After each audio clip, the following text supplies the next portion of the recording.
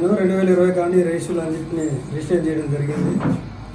ఈ 2020 నుండి చేసిన తర్వాత నాకు ఈ సంవత్సరం మనకి పర్మిషన్లు వచ్చాయి. ఈ పర్మిషన్లు వచ్చిన తర్వాత ప్రతి దాంట్లో ఆరకొత్తగూడెం, దానాపేట, కుదునూరు, గొల్లగూడెం, తేగడ ఈ అన్నిటికీ క్వాంటిటీ వచ్చేది. వచ్చిన తర్వాత ఎమ్మెల్యే గారు కొనసాగలు నేను మాట్లాడితే చేసుకోరా బాబు, మన ట్రైబ్లో కనుక ఉపయోగపడుతుందని చెప్పాడు. సరే అని మనం చేసుకున్న తర్వాత నవాబు దీంట్లో ఇన్వాల్వ్ అయ్యాడు. నవాబు ఇన్వాల్వ్ అయ్యి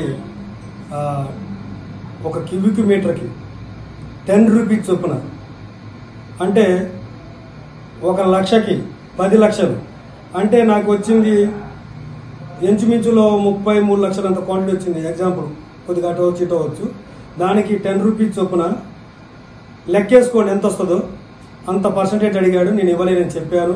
గతంలో చెప్పాను, అంతకుముందు చెప్పాను, మా ఎమ్మెల్యే గారు కూడా చెప్పాను. ఎమ్మెల్యే గారు తిట్టాడు, వదిలేశాడు. అయినా జర వాడు నేను ఇవ్వనని చెప్పిన తర్వాత నాతో ఉన్నోళ్ళని, నాకున్న పక్కన వాళ్ళ దగ్గర పోయి వాళ్ళని బేరాలాడి వాళ్ళని బెదిరిస్తూ నువ్వు 2 లక్షలు 3 లక్షల క్వాంటిటీ రాసిస్తావా లేదా అని చెప్పి వాళ్ళని ఇబ్బంది పెడితే వాళ్ళు నాకు చెప్పుకోవడం జరుగుతుంది ప్రతిసారి. అది కూడా మా ఎమ్మెల్యే గారికి ఎన్నోసార్లు చెప్పాను. చెప్తే వాళ్ళు తిట్టాడు. అయినా జర వాడు అదే పనిలో ఉన్నాడు. సరే నేను నీ పద్ధతి మార్చుకోమని నేను చెప్తే నీ మాట ఏంట్రా ఇదేదో లంచోడగలుగుతూ నాకు ఏమవసరం అని చెప్పి నన్ను తిట్టడం జరిగింది. జరిగిన తర్వాత నీకు గమ్మ చెప్తున్నా నేను అన్నాను. మీ ఇద్దరం కలిసి తాలిపేరు బ్రిడ్జి కాడికి వచ్చి ఒక కాంట్రాక్ట్తో వచ్చాడు.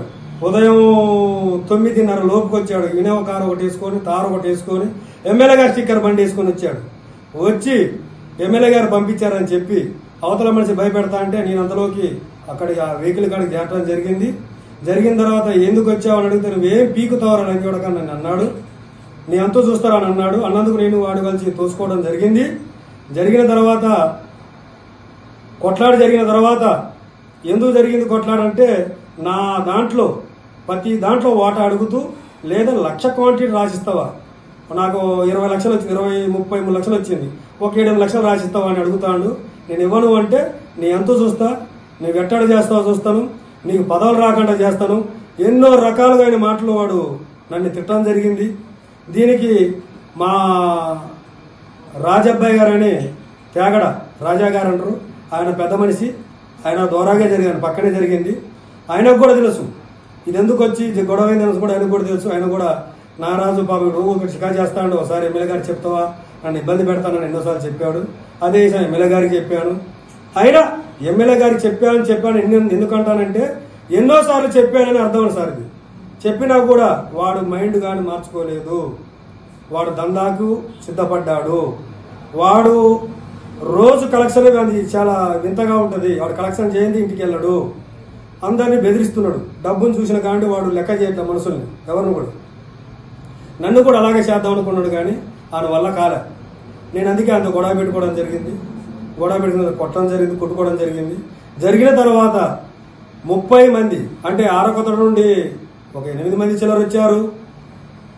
అక్కడ నుండి ఒక 11 మంది వచ్చారు. ఈ 11 మందిలో అన్నదమ్ములు 2 పేర్లే నాకు తెలుసు, తక్కిన వాళ్ళ పేర్లు తెలియదు. వాళ్ళు ఎవరు, దేనికి వచ్చారు, వాళ్ళకి దీనికి ఏంటి సంబంధం? బోర్డు ఇక్కడున్న 8 మందికి మా దానాపేట ఆడుతున్న వాళ్ళకేం సంబంధం? వాళ్ళ రేజింగ్ కాంట్రాక్ట్లా, ఆయన పెట్టుబడి పెట్టారా? ఏదీ లేదు. దందా ఎట్టి చేసినా వాళ్ళు ఒక్కనే చేసి కొట్టి చేయాలని. దీని వెనక కూడా అటు ఈతల బ్యాచ్కి వచ్చేటప్పుడు, దానాపేట బ్యాచ్కి వచ్చేటప్పటికి పరశుర్ రవి, ఆర్కే అనేటోడు, మళ్ళీ చెప్తా, ఆర్కే అనేటోడు ఒకప్పుడు గుమస్తా, ఇక్కడ గుమస్తా పనిచేసేటోడు. నేను కూలి చేసుకొని ఈ స్థాయికి వచ్చిన, కూలి చేసుకొని కష్టపడి వచ్చిన ఈ స్థాయికి. వాడు గుమస్తా పని చేస్తూ ఉండి ఇవాళ డబ్బులు సంపాదించేటప్పటికి ఒక ట్రైబ్ అంటే లెక్కలేదు. వాడేం పీకుతాడు, వీడేం పీకుతాడు, మనుషులు పెట్టి తన్నేయటానికి, మనుషులు పురమాయించడానికి ఆర్కే హస్తం ఎక్కువ ఉంది. ఆర్కే తర్వాత పరశురికి, రవి తర్వాత ఏంటి పర్సనల్ ఉన్నాయా? నవాబుకి నాకున్న పర్సనల్ ఆర్థిక పరంగా ఉన్నాయా? నాకు ఆర్థిక పరంగా నాకు ఏం లేదంటే అసలు నాకు ఎప్పుడు మాట్లాడండి. ఒక ఎమ్మెల్యే గారు అయిన తర్వాత ఎమ్మెల్యే గారు పిఏ అని చెప్పుకుంటూ నా దగ్గర రావడం జరిగింది, నన్ను బెదిరించడం జరిగింది. బెదిరించి కూడా నా దగ్గర అన్నట్టు 8.5 లక్షల చిల్లర నా దగ్గర తీసుకున్నాడు. అది కూడా మా ఎమ్మెల్యే గారు కూడా తెలియదు, ఏదో పైల పని చేద్దామని తీసుకున్నాడు.